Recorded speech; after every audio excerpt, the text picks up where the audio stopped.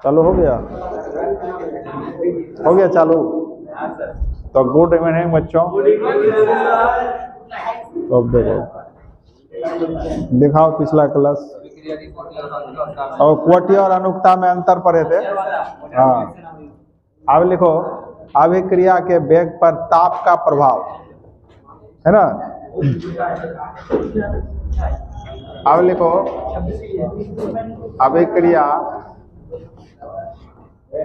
अभिक्रिया के वेग पर ये पूछा गया क्वेश्चन है, ताप का प्रभाव। वैसे तो हम लोग पढ़े हुए थे अभिक्रिया के वेग को प्रभावित करने वाला कारक ताप होता है। ताप बढ़ाने से अभिक्रिया अणुओं का गतिज ऊर्जा बढ़ जाता है, जिसके कारण उनके बीच टक्कर होना शुरू हो जाता है। ज्यादा से ज्यादा टक्कर ज्यादा होगा तो ज्यादा से ज्यादा उत्पाद होने लगता है, तो अभिक्रिया का वेग बढ़ जाता है। तो लेकिन प्रयोग से यह देखा गया है, सुनो, प्रयोग से यह पाया गया है कि किसी अभिक्रिया का वेग यदि 10 डिग्री से बढ़ा दिया जाता है ना, हाँ, उसका वेग सीधे डबल हो जाता है। यही सब है प्रभाव। यह पूछा गया है क्वेश्चन, अभिक्रिया के वेग पर ताप का क्या प्रभाव पड़ता है, समझाएं। इस बार पूछा है क्वेश्चन। तो अभिक्रिया के वेग पर ताप का प्रभाव, तो लिखो हेडलाइन में, effect of temperature, effect of temperature on the velocity of reaction. Velocity को रेट भी तो लिख सकते हो।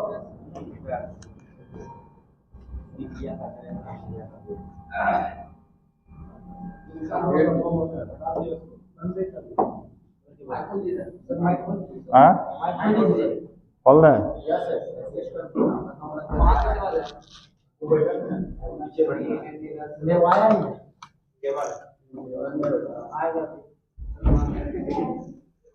चलो शांति से रहो। तो सुनो, लिखो यहाँ पर,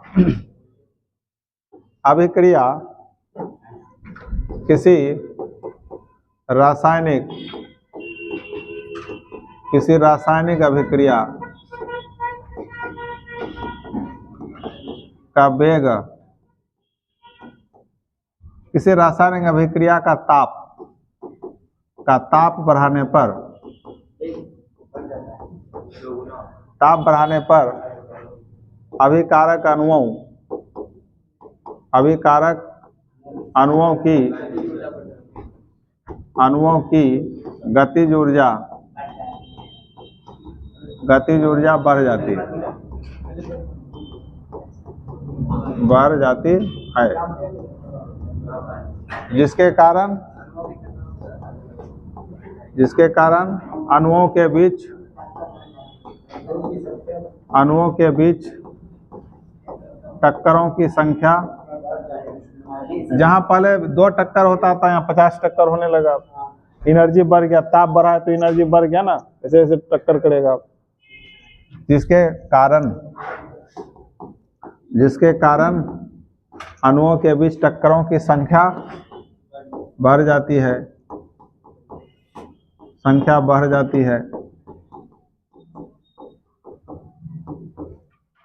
टक्करों की संख्या बढ़ जाती है।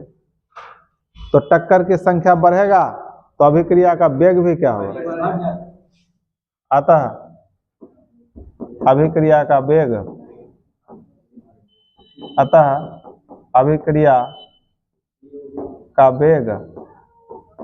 बढ़ जाती है।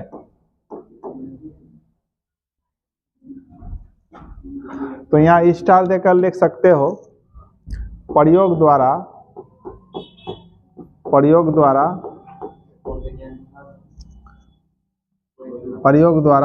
स्पष्ट हुआ है,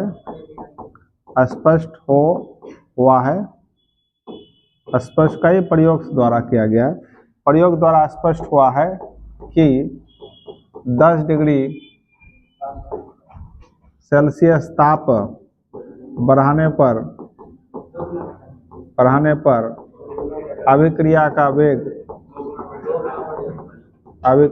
वेग 2 गुना बढ़ जाता है।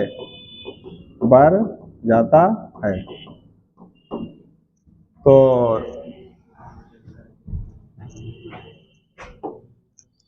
अब इसी बात को स्पष्ट करने के लिए एक आर्हेनियस वैज्ञानिक आया, है ना। मतलब ये ताप बढ़ाते हैं तो अभिक्रिया का वेग स्पीड कैसे बढ़ जाता है। ये तो एक थ्योरेटिकल कंसेप्ट हुआ, लेकिन इसको थोड़ा एग्जाम्पल से समझेंगे।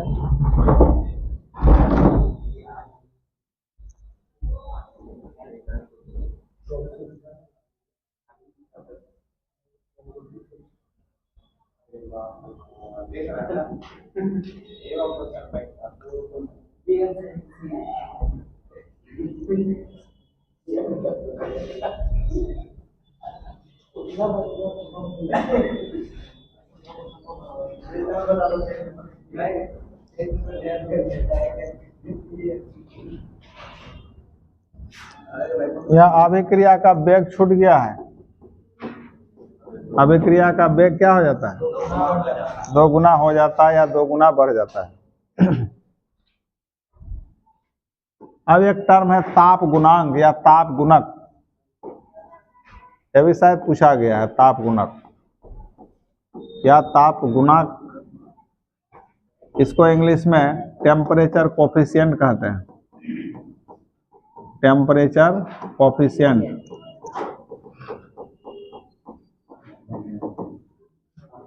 ताप गुणक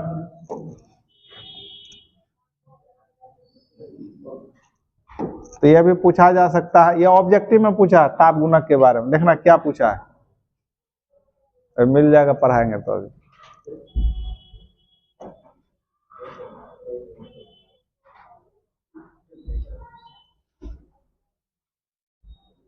तो ये ताप गुणक क्या है?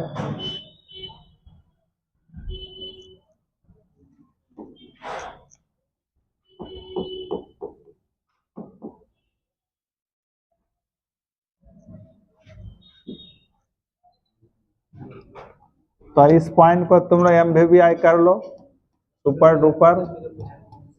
ये 2025 में पूछा है बात, कोई गारंटी नहीं है ना इसका, कभी कभी तो रिपीट कर देता है।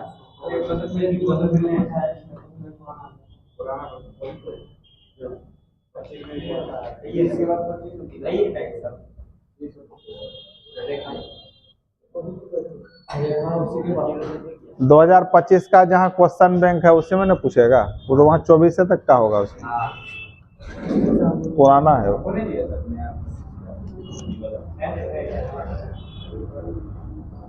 वो है ना, मेरा वाला है। नया वाला कहाँ देखते हैं, वहाँ पर है। अच्छा देख लेना तब लोग। हो गया। देखो ताप गुणांक क्या है समझो। मान लो कोई रासायनिक अभिक्रिया H2 प्लस I2 मिलकर 2HI बनाता है, तो इस अभिक्रिया का दर स्थिरांक K1 है जब इसका ताप है 30 डिग्री सेल्सियस। ठीक है, मतलब जब यह अभिक्रिया 30 डिग्री सेल्सियस पर हो रहा है, उत्पाद बना रहा है, तो उसका दर स्थिरांक क्या है? K1। यदि इसी अभिक्रिया का ताप तुम 10 डिग्री से बढ़ा दो तो कितना हो गया? तो K भी तो बदलेगा, तो इसको K2 मान लो। तो अब ये K2 बटे K1 का जो अनुपात है ना, इसी को ताप गुणक कहते हैं या ताप गुणांक कहते हैं। मतलब ये जो 10 डिग्री से ही बढ़ाने पर है, तो जब 10 डिग्री के अंतर पर, 10 डिग्री ताप के अंतर से वेग स्थिरांकों का अनुपात जो होता है ना, उसी को क्या कहते हैं? है समझ में?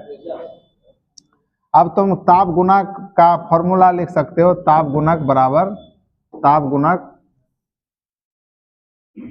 गुणक या कोफिशिएंट, टेम्परेचर कोफिशिएंट बराबर लिखोगे K T + 10। मतलब क्या? मान लो कोई रासायनिक अभिक्रिया T डिग्री पर चल रहा था, अब उसमें 10 डिग्री बढ़ा दिए तो T + 10 ना हो गया, डिग्री सेल्सियस। तो वही ना लिखा हुआ है कि 10 डिग्री ताप के अंतर से वेग स्थिरांक ये भी हुआ, वेग स्थिरांक ये भी हुआ, उसी के अनुपात को क्या कहते हैं?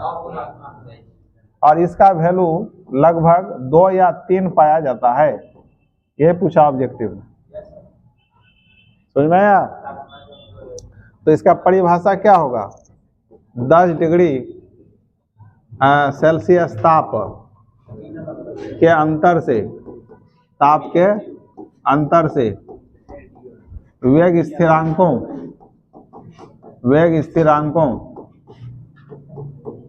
के को वेग स्थिरांक ही ना कहते हो या दर स्थिरांक कहते हो? वेग स्थिरांकों के अनुपात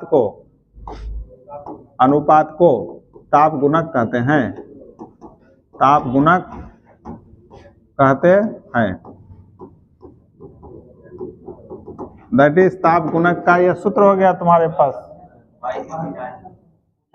हाँ 22-25 दोनों में पूछा। और सुनो बच्चा, ताप गुणांक तुम किसी भी टेम्परेचर पर ले सकते हो, लेकिन 10 डिग्री का अंतर होना चाहिए। अधिक वाला ऊपर रखना है, नीचे कम वाला, जैसे तुम ऐसे लिख सकते हो ताप गुणक। मान ले तुम 30 डिग्री सेल्सियस पर 10 दर स्थिरांक लिया, तो नीचे क्या करना होगा? 20 डिग्री लेना होगा। या तुम यहाँ 50 लिया तो नीचे क्या लेना होगा? 40 लेना पड़ेगा। यही इसका मीनिंग है। 10 डिग्री से ही दर स्थिरांक का अनुपात निकलना है। समझ में आ गया? तो उतार लीजिए। मतलब इसका मान, इसको सॉल्व करने पर जो मान आता है ना, तो लगभग 2 या 3 के बराबर आता है। अब टेम्परेचर क्या हो तो क्वेश्चन में दिया रहेगा, ताप गुणक का मान 2 या 3 गुना होता है। लिखिए आप। तो इसी ताप के प्रभाव को स्पष्ट करने के लिए आर्हेनियस ने एक समीकरण दिया, इसको आर्हेनियस समीकरण कहते हैं। तब लिखो, इस प्रकार ताप के इस प्रभाव को स्पष्ट करने के लिए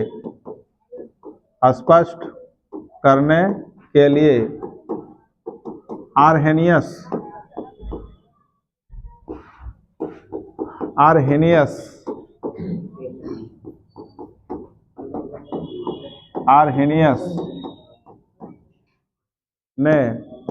ने एक समीकरण दिया,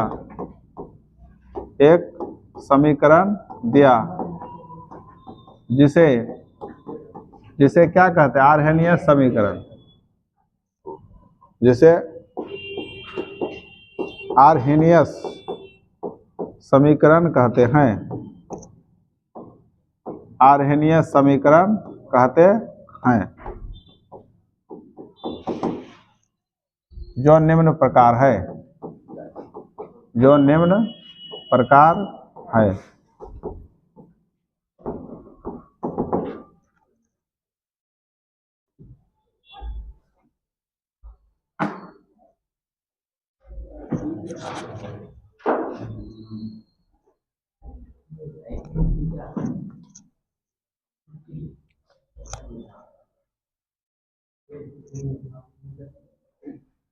अगर यहाँ 40 लेंगे, यहाँ 20 लेंगे तो होगा नहीं? 10 का अंतर होना चाहिए।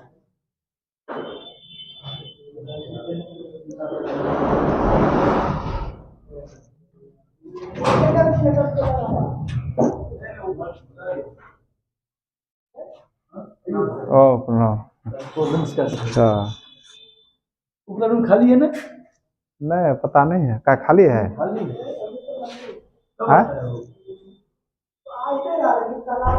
हाँ वो तो वही इंस्टीट्यूट वाला लिए है, लेकिन आता नहीं है कोई। GNM जो इंजीनियरिंग में काम करता है, हाँ निकाल दिया। तो रूम ओनर से बात किनको लेना है? लेना था, वो ऑनलाइन यूट्यूब पे आ रहे हैं ना पूरा टीम के साथ में, 10th क्लास को लेके। इसी लड़का लोग को रखते हैं यहीं पे। अच्छा। सेटअप तैयार करके ही लड़का लोग को रखते हैं हाँ, सारा विषय के लिए 10th क्लास का। अंडर 10 तक। हाँ, अंडर 10th तक तत्काल 10th, उसके बाद देखा जाएगा। हाँ, बस ठीक पूरा है, टीम लीजिए। के साथ आ रहे हैं। हाँ। लड़का लोग को रख लेते हैं यहाँ पे, 2-3 लड़का रखे हुए हैं, 3 लड़का हाँ, काम करने के लिए। वहाँ रखे हैं। हाँ, रखे हैं। हाँ, उसको कि उसको रहना खाना पीना सब यही करते हैं रेस्ट। और रहने खाने का वो शायद अलाउ नहीं करेंगे वो। अच्छा, रहने के लिए अलाउ नहीं करें ना। हम्म। हाँ, यही बात तो। ताकि वो लोग भी रहने की कोशिश किया था, इसको भी हम रखने की कोशिश किए 1 महीना इलेक्शन में, हाँ, हॉस्टल खाली करवा दिया था ना, अच्छा। तो जिसके कारण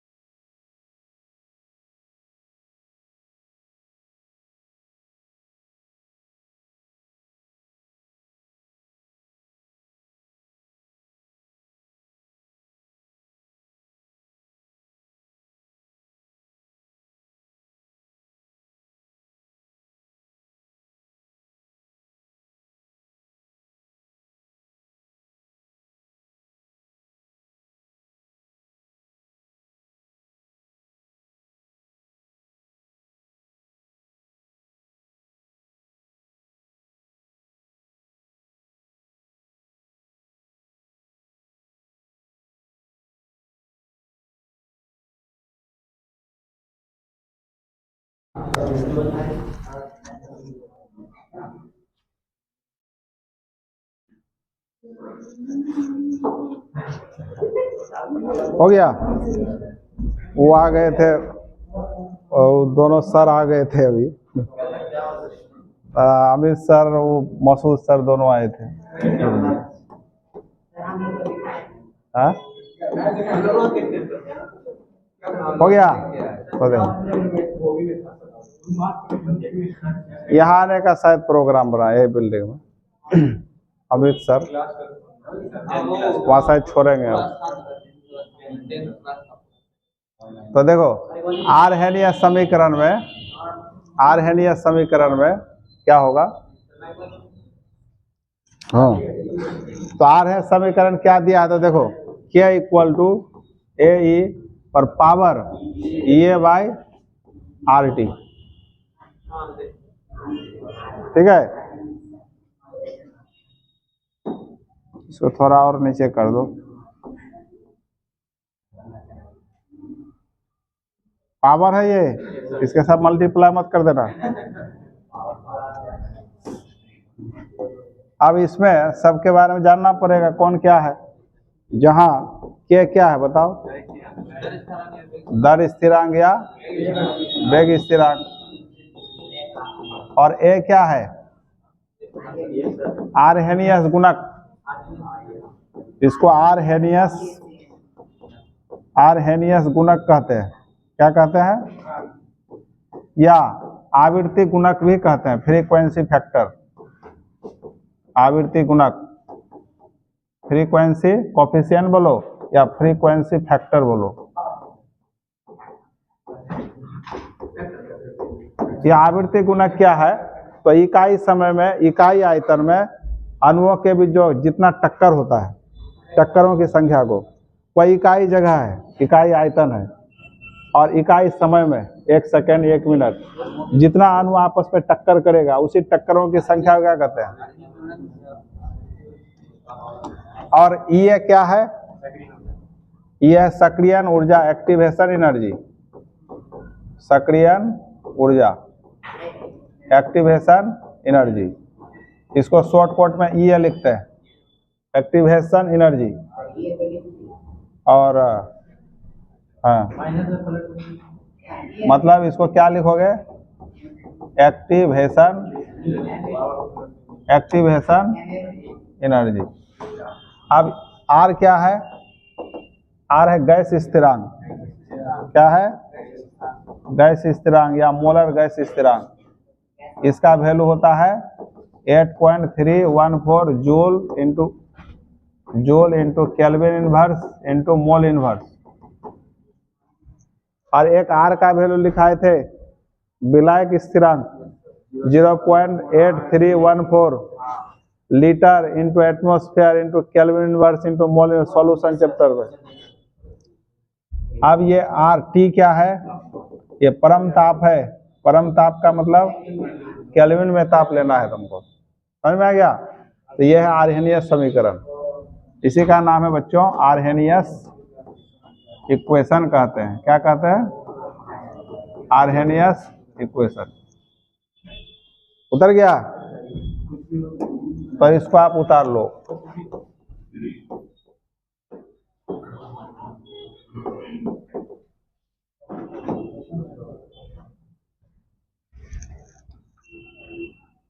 आरहेनियस समीकरण, आवृत्ति गुणक या फ्रीक्वेंसी फैक्टर, सक्रियण ऊर्जा, एक्टिवेशन एनर्जी या गैस स्थिरांक।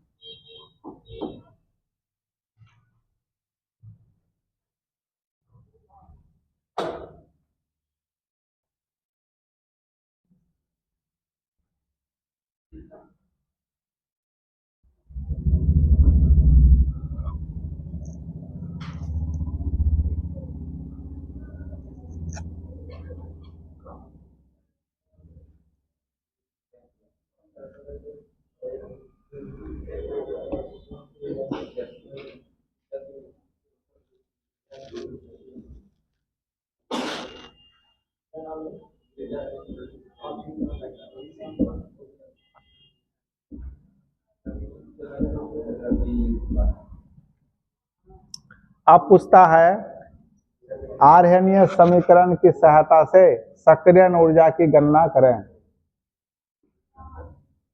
ठीक है, अब सक्रियण ऊर्जा किसे कहते हैं यह भी पूछता है। हाँ 5 मार्क्स में पूछता है सब। Half yearly.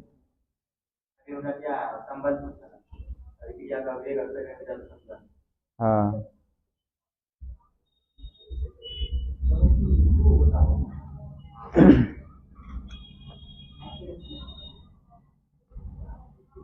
चलो इसको आज एक खत्म कर देते हैं कहानी इसका, इस चैप्टर का।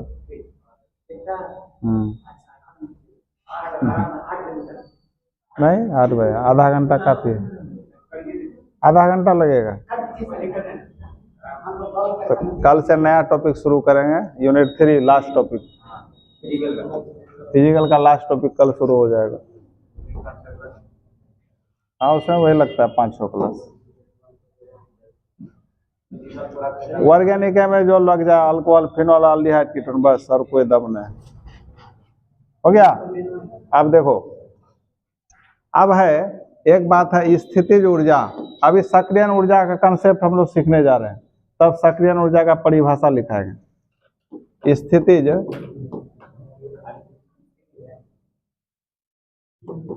स्थितिज ऊर्जा ठीक लिखे हैं, गलत लिखे हैं क्या?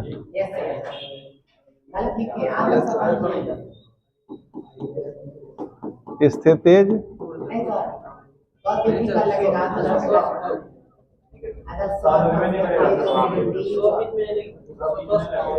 ओ हाँ स्थितिज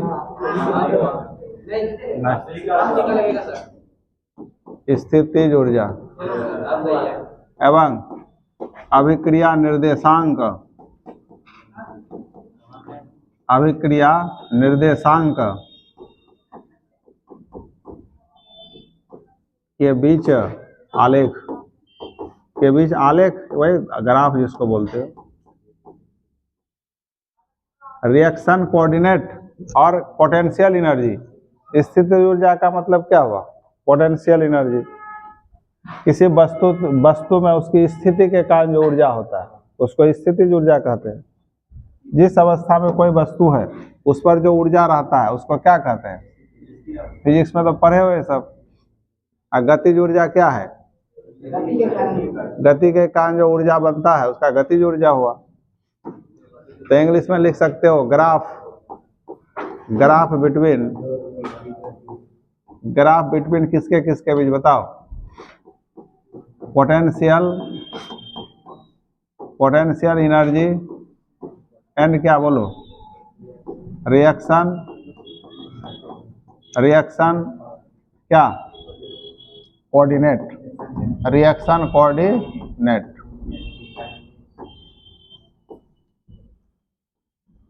ग्राफ बिटवीन किसके किसके बीच बताओ? Potential energy and reaction coordinate.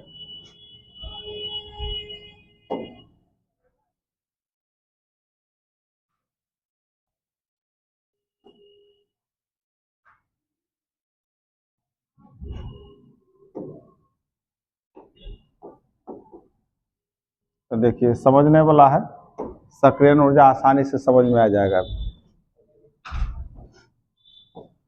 तो इस लाइन में हम एक्स एक्सिस मान लेते हैं ग्राफ का, ठीक है। इसमें वाई एक्सिस मान लेते हैं और इसमें एक्स एक्सिस मान लेते हैं।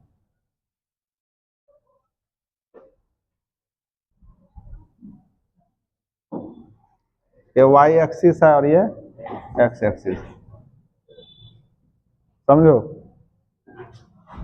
और इस वाई एक्सिस पर अभिकारक अणु का स्थितिज ऊर्जा मान लेते हैं। अभिकारक जो अभिक्रिया में भाग लेगा, जैसे तुम्हें एक अभिक्रिया है H2 + I2 मिलकर क्या बना रहा है?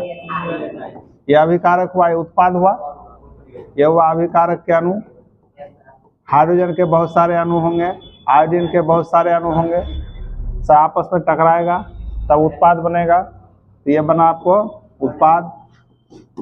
तो इसी अभिक्रिया का इधर जो लिखेंगे ना उत्पाद, अभिकारक उत्पाद जो इस एक्स एक्सिस में लिखेंगे उसी का नाम है अभिक्रिया निर्देशांक। और इस एक्सिस में अभिकारक अनुक्रम ऊर्जा होगा कि नहीं, उस ऊर्जा को इधर दिखाते हैं, स्थितिज ऊर्जा। तो इस वाई एक्सिस पर किसको हम दिखा रहे हैं, स्थितिज ऊर्जा को दिखा रहे हैं।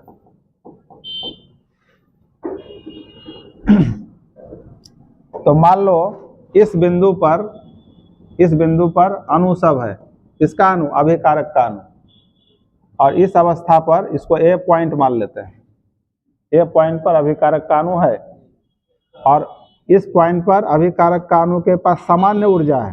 कैसा ऊर्जा है, सामान्य ऊर्जा भी है। सामान्य ऊर्जा में स्थिर है अणु सब सामान्य अवस्था में। तो उस समय स्थितिज ऊर्जा किस रूप में है, सामान्य ऊर्जा में है। और उस सामान्य अवस्था में ऊर्जा को हम ऐसे दिखाते हैं, थोड़ा कलर चेंज कर देते हैं इसका,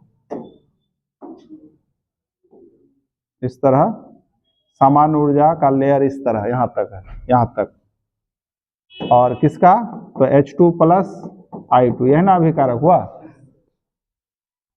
और जो उत्पाद बना है HI, उसका ऊर्जा थोड़ा घटेगा। अभिकारक के अणुओं का ऊर्जा थोड़ा क्या होगा, ज्यादा। उत्पाद का ऊर्जा कम होगा। क्यों, अभिकारक में टक्कर होना है ना, उसी टक्कर से उत्पाद बनता है ना, प्रोडक्ट कम बनेगा ऊर्जा वाला। इसलिए इसका ऊर्जा का लेयर थोड़ा नीचे होगा, इससे नीचे डाउन लिखना है। तो नीचे कहाँ लिख देंगे, इससे नीचे थोड़ा कर दो, यहाँ कर दो, यहाँ दिखा दो। तो इधर आपका उत्पाद क्या है, 2HI। तो इस बी पॉइंट मान लो, यहाँ पर बी पॉइंट पर उत्पाद का ऊर्जा है और ये पॉइंट पर अभिकारक का ऊर्जा। तो बताओ इसका ऊर्जा में अंतर है कि नहीं। तो ऊर्जा का जितना अंतर है ना, मतलब तो यहाँ से तुम यदि इसको यदि सीधा करोगे या यहीं तक कर लो, गड़बड़ हो गया, थोड़ा और लंबा करना था।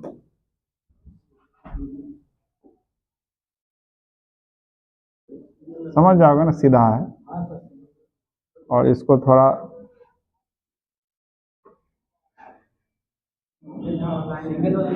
इस लाइन में बना। तो इस दोनों के बीच में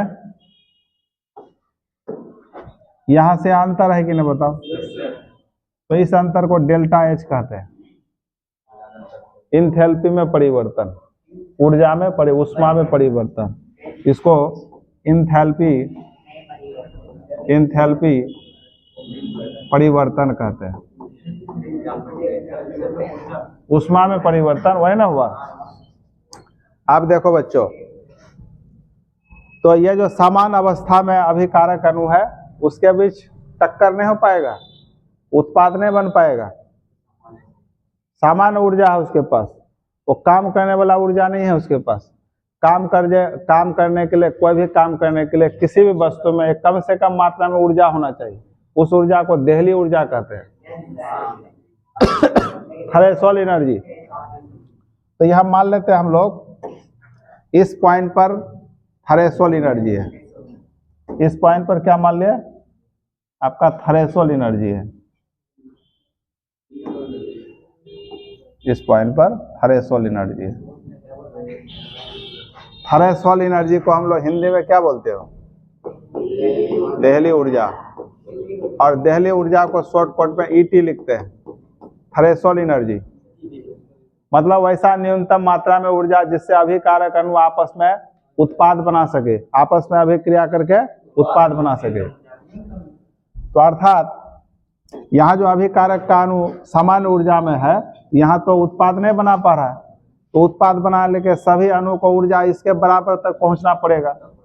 मतलब ये 12th बोर्ड का एग्जाम है, तुम लोग पढ़ रहे हो अभी, इस एग्जाम को पास करोगे तभी नीट और IIT का फॉर्म भर सकते हो कि नहीं। इसलिए तुम लोगों को यहाँ के बराबर पास करना होगा। मतलब इसका सामान्य ऊर्जा को बढ़ाकर कहाँ तक ले जाना होगा, देहली ऊर्जा तक। तो मान लो यहाँ से तुम्हारा सामान्य ऊर्जा बढ़ते बढ़ते ये अणु सब जो आपस में टकराता है ना, तो टकराने से सबका ऊर्जा बढ़ता है। वह ऊर्जा बढ़ते बढ़ते जब तुम्हारा ऊर्जा कहाँ तक पहुँच जाएगा, देहली ऊर्जा तक पहुँच जाएगा इस तरह, तब यहाँ पर H2 अणु के बीच H बॉन्ड बना हुआ है कि नहीं, I2 अणु के बीच I बॉन्ड बना हुआ है कि नहीं। तो जब ऊर्जा आपस में बढ़ जाता है, इस लेवल को छू लेता है, अणु सब का ऊर्जा किस ऊर्जा के लेवल को छू लेता है, मतलब काम कर देहली मैंने क्या, जिससे कम से कम ऊर्जा, जिससे कोई काम हो सके, वह देहली ऊर्जा है। तो कम से कम ऊर्जा को प्राप्त कर लिया जिससे हम काम कर सकते हैं, उतना ऊर्जा को प्राप्त कर लिया, तब दोनों अणु परमाणु के बीच पुराना बंधन है, और यहाँ भी दोनों परमाणु के बीच पुराना बंधन है, तो अब दोनों के बीच नया बंधन बनना शुरू हो जाता है। ये बंधन टूट जाता है और धीरे धीरे HI नया बंधन बन करके HI2HI बना देता है। तो ये अब तुम्हारा इस अवस्था को उत्पाद बनना शुरू हो जाता है, इस अवस्था को इसे। तो अब यहाँ से यहाँ तुमको एक्स्ट्रा एनर्जी देना पड़ा कि नहीं, उसी का नाम है सक्रियण ऊर्जा। उसी का नाम क्या है, सामान्य अवस्था में था, प्रोडक्ट नहीं बना पा रहा था, अब हम इसका एनर्जी बढ़ाए, मैंने आपस में टक्कर किए, ऊर्जा बढ़ा, तो इस ऊर्जा को छू लिया, तो इसके पास अतिरिक्त ऊर्जा आया कि नहीं। तो इसी अतिरिक्त ऊर्जा का मान यहाँ से यहाँ तक कौन ऊर्जा कहलाएगा, सक्रियण ऊर्जा। अब कंसेप्ट आया समझ में, यह है तुम्हारा सक्रियण ऊर्जा, इसी का नाम है एक्टिवेशन एनर्जी। ये सारे स्थितिज ऊर्जा का ही रूप है, ये समान अवस्था में है, ये स्थित सक्रियण ऊर्जा है, ये देहली ऊर्जा है। मतलब ऐसे समझो, मान लीजिए ये क्या है, जिला जीत है ये, ठीक है, हाँ ये टकला है, ये जिला जीत है।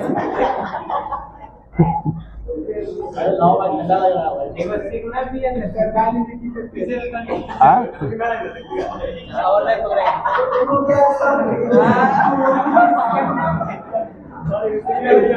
अब देखो,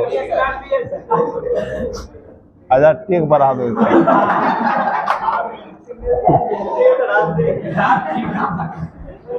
अब देखो, तो सुनो, यह भी समान अवस्था में बेड पर पड़ा हुआ है, तो ये समान अवस्था में इसके पास 20 किलो जूल एनर्जी है। ये किस अवस्था पर है, समान अवस्था पर, या स्थितिज ऊर्जा बोल सकते हो। तो इस पर सिर्फ बेड पर पड़ा हुआ भुकुर भुकुर देख रहा है, कुछ काम नहीं कर पा रहा है, कोई काम नहीं कर पा रहा है, ठीक है। अब देखो, इसको वो काम करने के लिए कम से कम 50 किलो जूल एनर्जी चाहिए। 50 किलो जूल यदि एनर्जी इसको मिल जाएगा तो काम करना और एक्टिवेट हो जाएगा। तो 20 जूल था, किलो जूल था, कितना होना था, तो कितना देना होगा, तो एक्स्ट्रा जो 30 जूल दिए, दवाई खिला के बढ़िया बढ़िया फल खिला करके तब, हाँ, तो 30 जूल जो एक्स्ट्रा दिए, तो वही क्या हो गया उसका, मतलब एक्टिव कर दिए उसको, समझ में आया। तो अब सक्रियण ऊर्जा का परिभाषा, अब परिभाषा क्या होगा, सुनो परिभाषा क्या होगा, ये तो उड़ गया था, ये इंथैल्पी था, ठीक है, इंथैल्पी परिवर्तन डेल्टा एच। तो कहने का मतलब किसी अभिकारक अणुओं के सामान्य ऊर्जा को उसके देहली ऊर्जा के बराबर करने के लिए जो अतिरिक्त ऊर्जा की आवश्यकता होती है, उसी ऊर्जा का नाम है सक्रियण ऊर्जा। और देहली ऊर्जा क्या है, किसी अभिकारक अणुओं की वह न्यूनतम ऊर्जा जिसके द्वारा आपस में अभिक्रिया करके उत्पाद का निर्माण कर सके, उसको देहली ऊर्जा कहते हैं। और दूसरा परिभाषा, ये देखो, ये तो देहली ऊर्जा था, ये था स्थितिज ऊर्जा, सामान्य ऊर्जा, तो 50 में 20 घटाएंगे तब न 30 आया था। अर्थात किसी रासायनिक अभिक्रिया में अभिकारक अणुओं के देहली ऊर्जा और स्थितिज ऊर्जा के अंतर को सक्रियण ऊर्जा कहते हैं। ये भी बोल सकते हो कि नहीं? तो अब तुम लोग पहले इस फिगर को उतार लो, इस फिगर को उतार लो।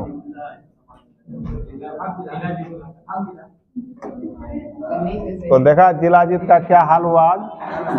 अब देखो हाँ?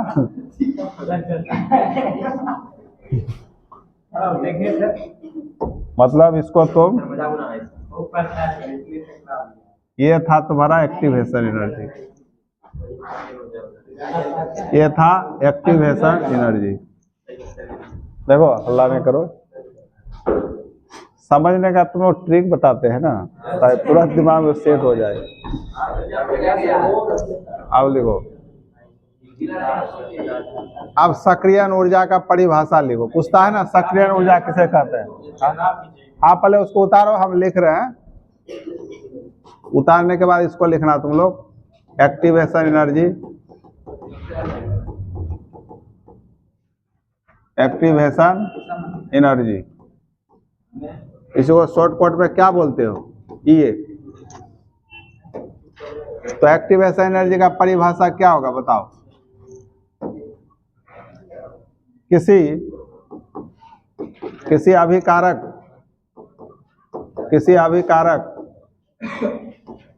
अणुओं की, किसी अभिकारक अणुओं के सामान्य ऊर्जा को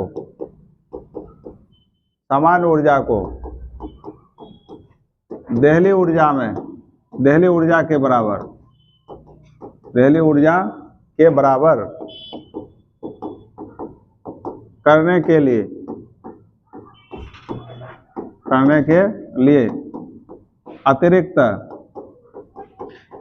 अतिरिक्त ऊर्जा की जो आवश्यकता होती है,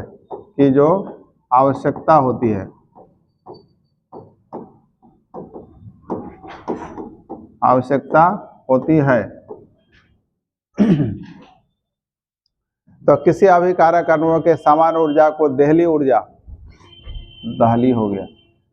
ऊर्जा के बराबर करने के लिए अतिरिक्त ऊर्जा की जो आवश्यकता होती है, उस ऊर्जा को अभिक्रिया की क्या कहते हैं? अभिक्रिया की सक्रियण ऊर्जा कहते हैं। सक्रियण ऊर्जा कहते हैं।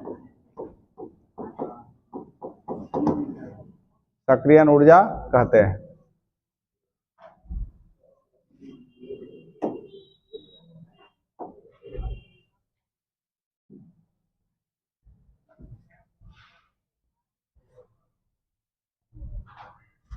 और एक बात यहाँ छूट गया है, ये जो अवस्था बनता है ना, ये वाला, इसको कहते हैं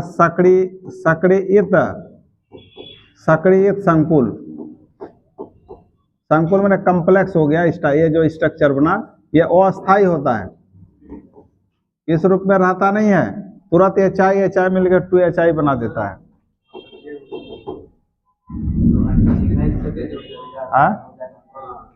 यहाँ ना, यहाँ से यहाँ सक्रियण ऊर्जा है, स्थितिज ऊर्जा पूरा ग्राफ के लिए है, Y एक्सिस के लिए स्थितिज ऊर्जा है। स्थितिज ऊर्जा का ही ये सब रूप है कि नहीं? सामान्य ऊर्जा भी होगा और देहली ऊर्जा भी होगा और एंथैल्पी में भी परिवर्तन भी होगा, स्थितिज का ही रूप है वो।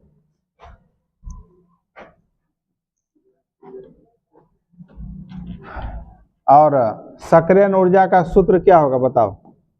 मतलब सक्रियण ऊर्जा को हम लोग क्या लिख सकते हैं दूसरा तरीका से? देहली ऊर्जा माइनस स्थितिज ऊर्जा या सामान्य ऊर्जा, जो लिखो, स्थितिज ऊर्जा, ये लिखो अब।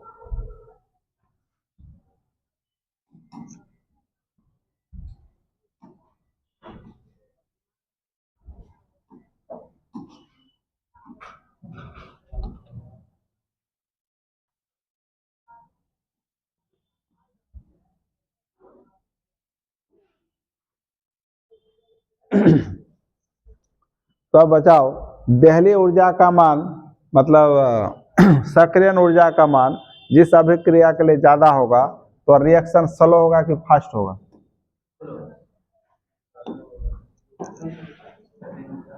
जिस अभिक्रिया के लिए सक्रियण ऊर्जा का मान ज्यादा हो तो रिएक्शन स्लो होगा कि फास्ट होगा? स्लो होगा। और ज्यादा एनर्जी देंगे तब रिएक्शन करेगा तो स्लो ना होगा, और कम एक सक्रियण ऊर्जा चाहिए, जल्दी रिएक्शन होगा। जो ज्यादा बीमार पड़ेगा जल्दी ठीक होगा कि कम ठीक, जल्दी देर से ठीक होगा? देर से एनर्जी मिलेगा उसको, तब एक्टिव होगा वो। जो छोटा मोटा बीमारी है तुरंत एक्टिव हो जाता है, काम करना तुरंत शुरू कर देता है। जो 6 महीना से बीमारी पड़ा हुआ है जल्दी एक्टिव होगा वो?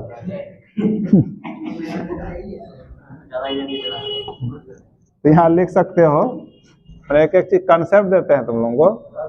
जैसे यहाँ high activation energy slow reaction होगा, और लो एक्टिवेशन एनर्जी क्या होगा? फास्ट रिएक्शन होगा।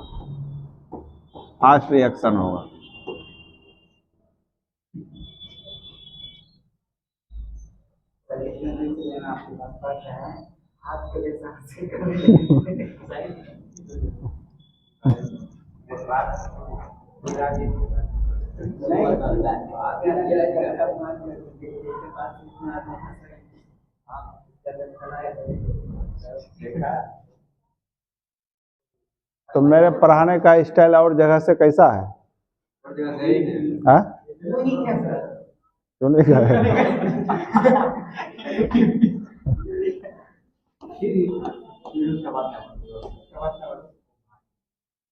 हम कोई भी चीज उधेड़-बुन पे नहीं रखते हैं कंफ्यूजन में बच्चों को, पूरा क्रिस्टल क्लियर करते हैं। तो अब देखो, आप देहली ऊर्जा का परिभाषा लिखो। देहली ऊर्जा, इसको इंग्लिश में, हाँ ये तो पूछा, थ्रेशोल्ड एनर्जी परिभाषा, थ्रेशोल्ड एनर्जी।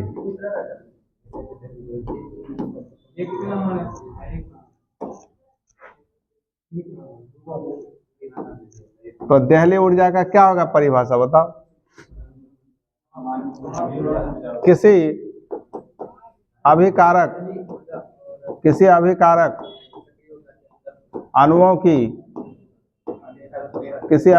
अणुओं की वह न्यूनतम ऊर्जा जिसके द्वारा अभिक्रिया करके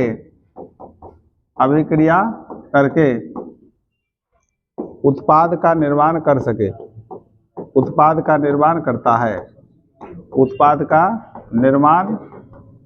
करता है वह ऊर्जा देहली ऊर्जा कहलाता है। देहली ऊर्जा को किससे सूचित करोगे? ईटी से। देहली ऊर्जा कहलाता है।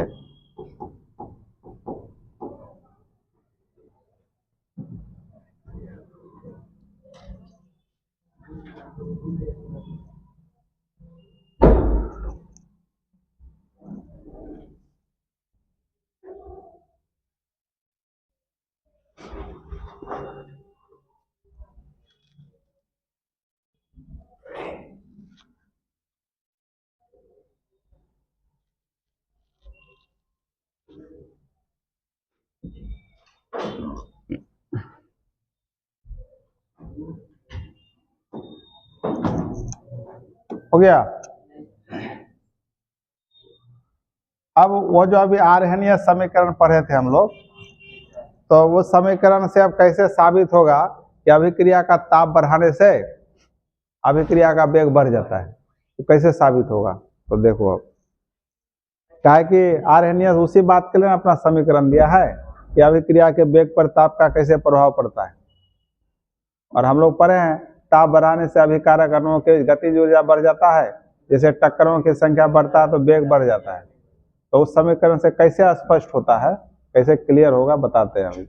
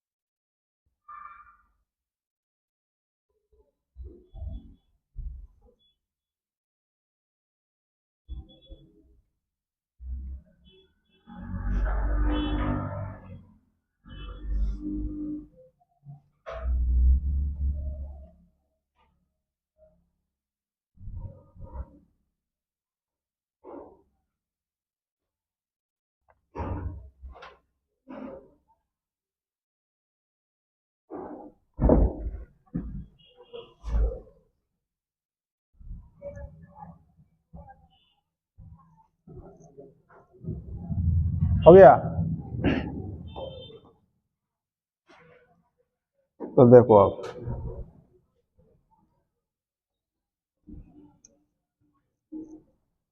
तो सक्रियण ऊर्जा क्या है लिखना, परिभाषा याद करना है, और देहलीय ऊर्जा क्या है परिभाषा याद कर लेना है। समझ में आ गया? और हो गया सबका? तो चलो अब यहाँ थोड़ा हम साबित करते हैं। ये जो आर्हेनियस का समीकरण पढ़े थे, देखो यहाँ पर, देखो बच्चों, यहाँ ताप नीचे है। यदि तुम T का मान ताप बढ़ाओगे तो इस पूरे का वैल्यू घटेगा कि बढ़ेगा? घटेगा ना। ये अंश बटे हर है, भिन्न संख्या के रूप में है, तो अंश बटे हर तुम बढ़ाओगे तो भिन्न का मान घटेगा, मतलब इस पूरे का मान घटेगा। तो अब बताओ 10 पर -9, 10 पर -8, 10 पर -7, 10 पर -6 कौन बड़ा है? मतलब -9 कम है, ये ज्यादा है। तो -9 कम हुआ तो अर्थ का इसका मान कम, तो ये छोटा हुआ ना, नहीं हुआ? मतलब ऐसे समझो, ये T बढ़ाया तो पूरा मान कम गया, पूरा मान घटेगा तो ये मान क्या होगा? ये मान बढ़ेगा। K का मान बढ़ेगा तो वेग भी, दर स्थिरांक का विशेषता पढ़ाए थे, K बढ़ता है तो दर भी बढ़ता है, K का मान घटता है तो दर का भी मान घटता है। इसलिए ताप बढ़ाने से K का मान बढ़ेगा तो वेग भी बढ़ेगा। प्रूफ हो गया तुम्हारा।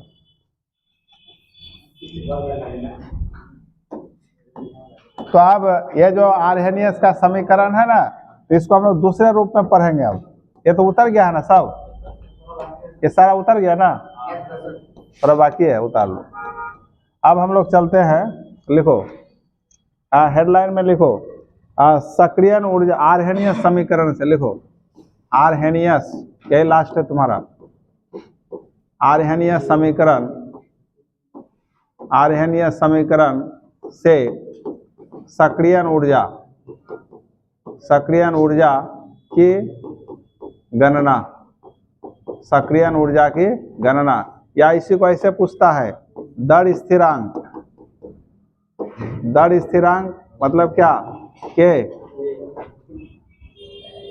और क्या? सक्रियण ऊर्जा के बीच संबंध, यही पूछता है 5 नंबर में, सक्रियण ऊर्जा के बीच संबंध, के बीच संबंध। ये बहुत इंपॉर्टेंट, सुपर डुपर लिखो 5 नंबर के लिए। हाँ,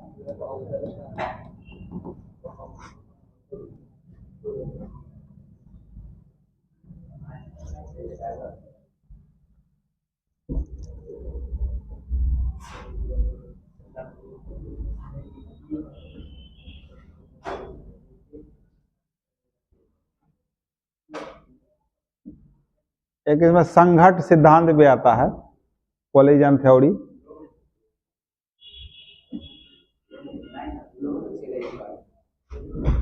हो गया? उतर गया? है हेडलाइन उतर गया? तो चलो अब तो देखो बच्चों, हम लोग जानते हैं we have Arrhenius equation. Arrhenius equation से क्या अभी पढ़े हम लोग, बताओ तो।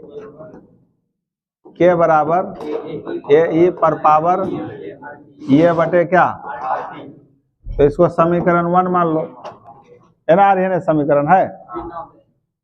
ये जो E क्या है बता दो तो। ये बेस है। जब log के रूप में हम लोग पढ़ते हैं 10 बेस होता है, ln के रूप में बेस E होता है, एक्सपोनेंशियल फॉर्म है। तो आप देखो बच्चों, अब दोनों तरफ इसको log फॉर्म में बदलेंगे बाय टेकिंग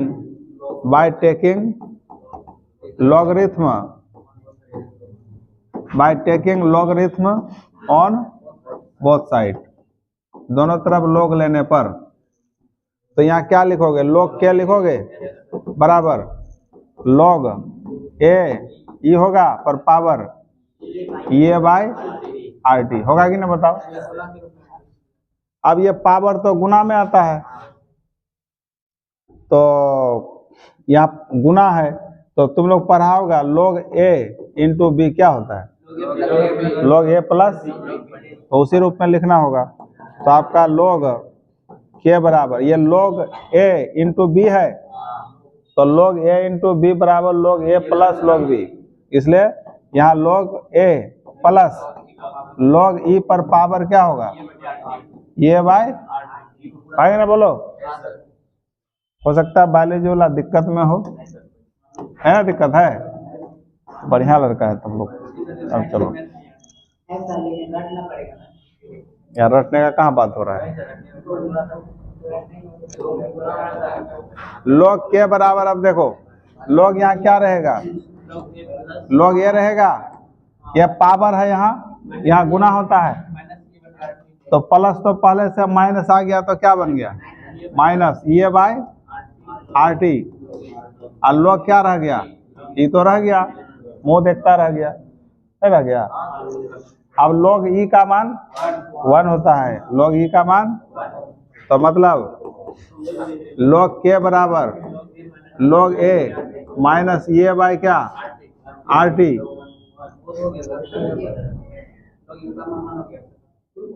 रुको रुको, गड़बड़ हो गया, गड़बड़ हो गया, गड़बड़ हो गया। यहाँ ई बेस है ना, तो log तुम डायरेक्ट नहीं ले सकते हो, ln के फॉर्म में लेना होगा, इस फॉर्म में लेना होगा। मिस्टेक हो गया, भारी मिस्टेक।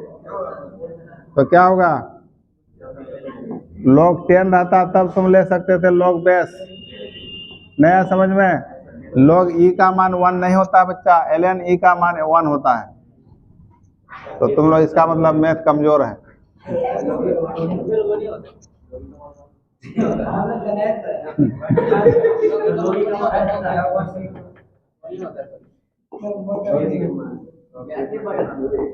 मतलब हम जो डायरेक्ट log लिख दिया, तो तुम लोग कुछ बोला ही नहीं, कमजोर है। अब देखो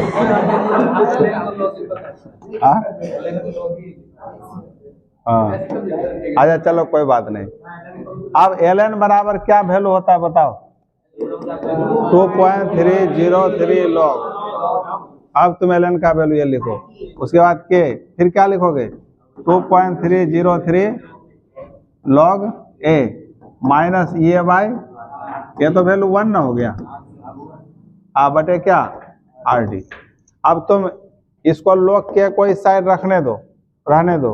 अब इसको डिवाइड हो जाएगा ना पूरे में, ये पूरा भाग पूरे में डिवाइड होगा, तो ये कट जाएगा, तो क्या बचेगा, log a बचेगा, माइनस क्या होगा बताओ, ये बटे, ये भी तो डिवाइड होगा यहाँ पर, 2.303 आर डी। तो ये हुआ log फॉर्म में आर्हेनियस समीकरण, log फॉर्म में आर्हेनियस का इक्वेशन ये भी हुआ, log फॉर्म में आर्हेनियस का इक्वेशन। अब क्वेश्चन में तुमको के का वैल्यू दिया रहेगा, दर स्थिरांक का मान, वेग स्थिरांक दिया रहेगा, ए का मान भी दिया रहेगा, आर का मान पता है 8.314, एक्टिवेशन एनर्जी निकालने पूछा, टी का मान दिया रहेगा, तो ये नहीं निकलेगा। तो एक मेथड हुआ ये निकालने का, मतलब सक्रियण ऊर्जा और दर स्थिरांक के बीच संबंध यही हुआ, समझ में आ गया। अब इसका एक वैकल्पिक विधि भी है, मतलब अल्टरनेटिव मेथड। मान ले कोई बच्चा बोले नहीं हम इससे नहीं बनाएंगे, कोई बात नहीं, वैकल्पिक विधि या अल्टरनेटिव मेथड, दूसरा रास्ता अल्टरनेटिव मेथड, उसको ही बना देते हैं। तो इतना पहले तुम लोग उतार लो, कैसा लिखे थे, उतार लो जल्दी। तो ये भी तुम्हारा क्या है इन्होंने बताओ, आर्हेनियस समीकरण ही है, आर्हेनियस इक्वेशन भी है ये।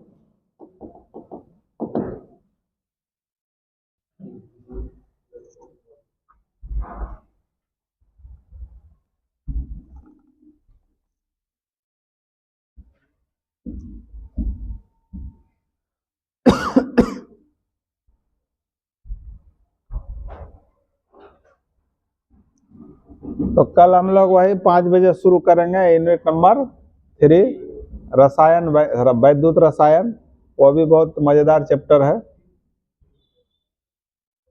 उसमें 5-6 क्लास लग जाएगा। हाँ, 1 सप्ताह। हाँ, इस सप्ताह में खत्म। इस सप्ताह में सोमवार नहीं, आज तो 2, कल, आज खत्म हो गया, 6 दिन इधर है। हाँ, हो जाना चाहिए।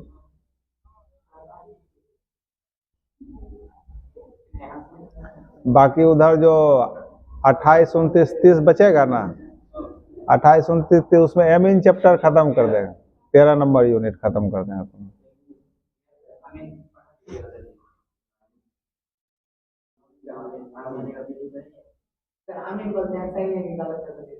एमीन नहीं, अमीन नहीं, एमीन रहता है, एमीन।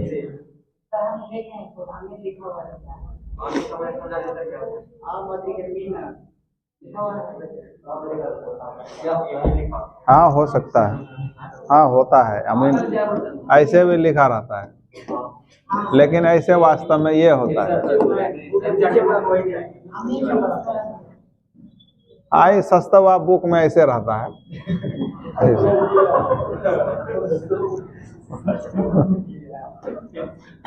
सब्जेक्ट क्वालिटी होता है ना, जो सस्ता रहेगा उसका लिखावट गड़बड़ होगा, जो अच्छा दामी होगा, पैसा ज़्यादा है तो उसका पढ़ाई सब चीज़ अच्छा होगा।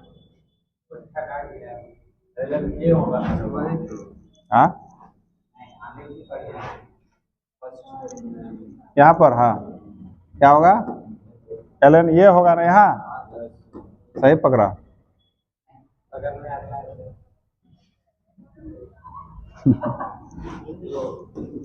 तब देखो उतर गया ना, उधर उतर गया। अब देखो बच्चा, तो माना वैकल्पिक विधि में देखो, माना यदि T1 ताप पर, माना यदि अभिक्रिया का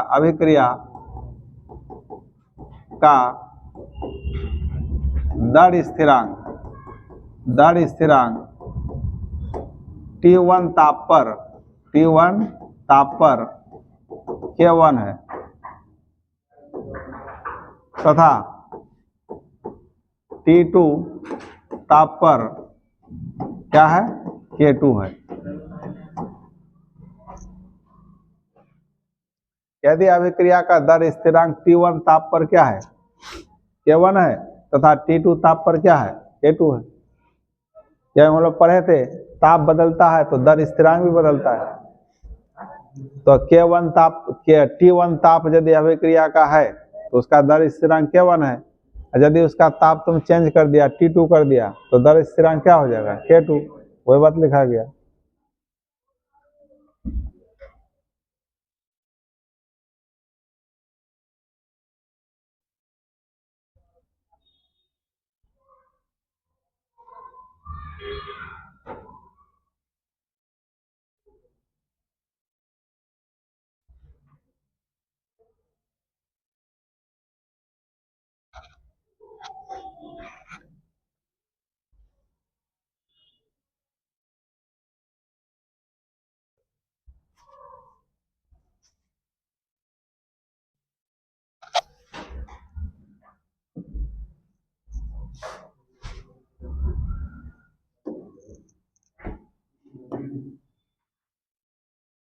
अब ये तुम्हारा आर्यन समीकरण यही ना था, इसी पर उस सब का वैल्यू रखेंगे। अब कहाँ पर रखेंगे बताओ? इसे मिटा दें सब। तो देखो अब यहाँ पर मतलब आप लिख सकते हो फ्रॉम आर्हेनियस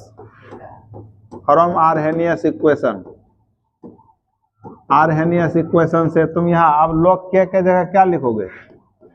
log K1 बराबर log A माइनस क्या लिखोगे? ये बटे 2.303 R क्या लिखोगे? T1। इसको फर्स्ट इक्वेशन की जगह फर्स्ट इक्वेशन मान लो। अब दूसरा log K2 लिखोगे तो क्या होगा? log A माइनस क्या? ये बाय 2.303 R T2 क्या क्या मानोगे दूसरा? तो दूसरा में फर्स्ट को घटाने पर मतलब समीकरण 2 में फर्स्ट को घटाने पर अब बता दो क्या होगा। तो इसमें से इसको घटाना होगा, इस पूरे में से इस पूरे को घटाना होगा, है ना तरीका है। तो क्या बोलो बोलो बोलो log k2 माइनस क्या log k1 इक्वल टू बताओ log a माइनस ये बाय 2.303 RT2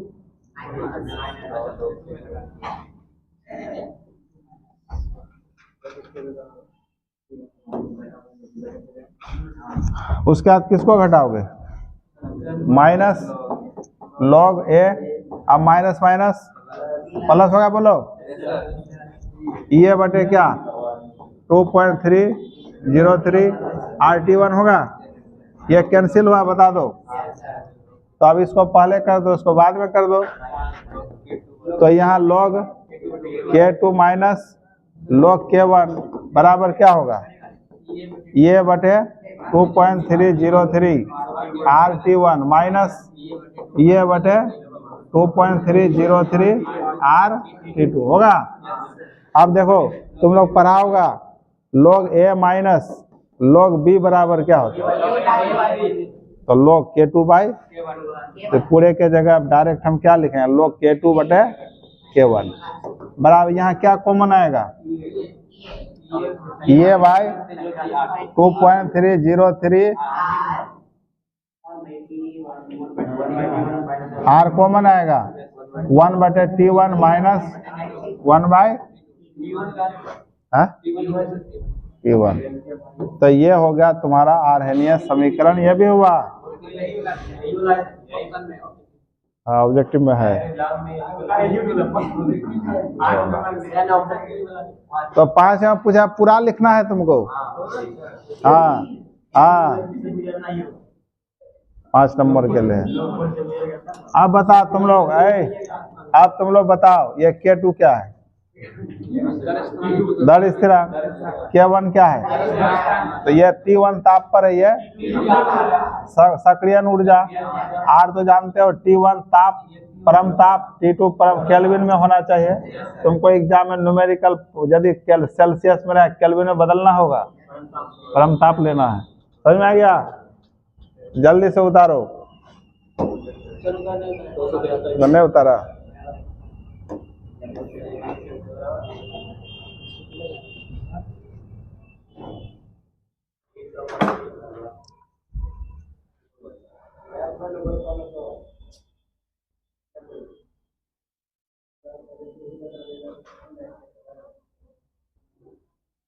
और तुम्हारा आधा घंटा का क्लास लेंगे, इसमें ग्राफ भी थोड़ा बताना।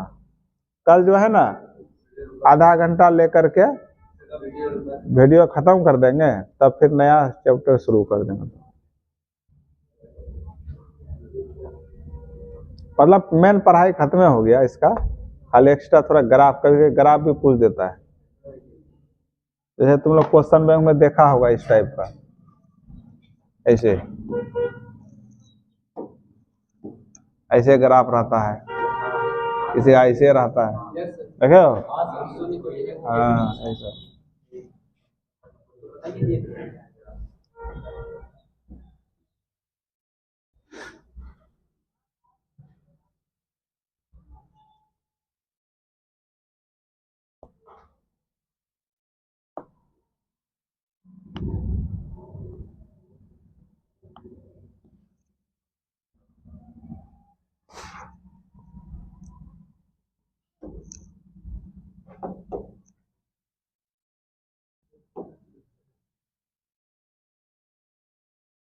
इसको ग्राफ से भी हम लोग ग्राफ में ही बदल सकते हैं, इस पूरे अभिक्रिया को ग्राफ के द्वारा भी सक्रियण ऊर्जा का मान निकाल सकते हैं।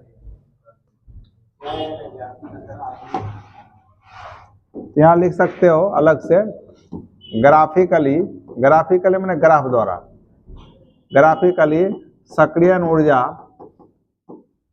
सक्रियण ऊर्जा को निम्न तरीका से या निम्नांकित तरीका से ज्ञात किया जाता है। तो ग्राफिकली सक्रियण ऊर्जा को किस तरीका से, निम्नांकित तरीका से क्या किया जाता है, ज्ञात किया जाता है।